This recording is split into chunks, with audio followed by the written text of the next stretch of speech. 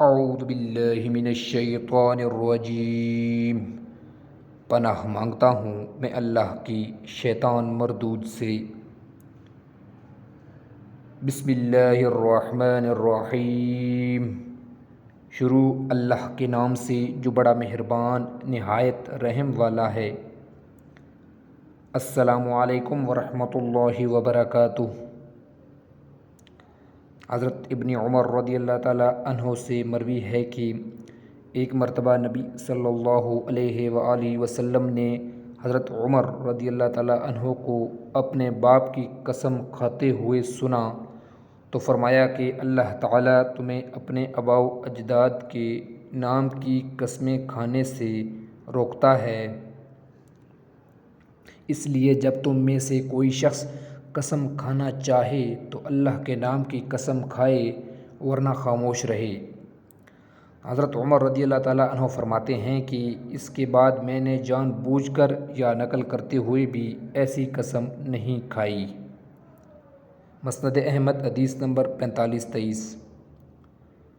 حضرت ابن عمر رضی اللہ تعالیٰ عنہما سے مروی ہے کہ نبی صلی اللہ علیہ وآلہ وسلم نے ارشاد فرمایا، جب تم میں سے کسی کی بیوی مسجد جانے کی اجازت مانگے تو وہ اسے اجازت دینے سے انکار نہ کرے۔ حضرت عمر فاروق رضی اللہ تعالیٰ عنہ کی اہلیہ بھی مسجد میں جا کر نماز پڑھتی تھیں۔ ایک مرتبہ حضرت عمر رضی اللہ تعالیٰ عنہ نے ان سے فرمایا کہ آپ جانتی ہو کہ مجھے یہ بات پسند نہیں ہے۔ وہ کہنے لگیں کہ جب تک آپ مجھے واضح الفاظ میں منع نہیں کریں گے میں باز نہیں آؤں گی۔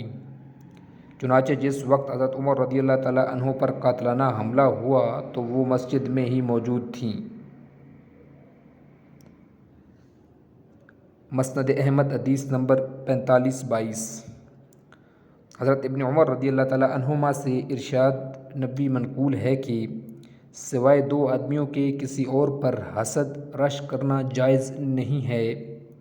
ایک وہ آدمی جسے اللہ نے قرآن کی دولت دی ہو اور وہ رات دن اس کی تلاوت میں مصروف رہتا ہو، اور دوسرا وہ آدمی جسے اللہ نے مال و دولت عطا فرمایا ہو اور اسے رائے حق میں لٹانے پر مسلط کر دیا ہو۔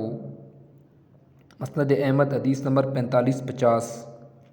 حضرت ابن عمر رضی اللہ تعالیٰ عنہما سے مروی ہے کہ نبی صلی اللہ علیہ وآلہ وسلم نے ارشاد فرمایا، جب تم میں سے کوئی شخص جمعہ کے لیے آئے تو اسے چاہیے کہ غسل کر کے آئے۔ مسند احمد حدیث نمبر 4553۔ ویڈیو دیکھنے کا شکریہ۔ اللہ حافظ۔ السلام علیکم ورحمۃ اللہ وبرکاتہ۔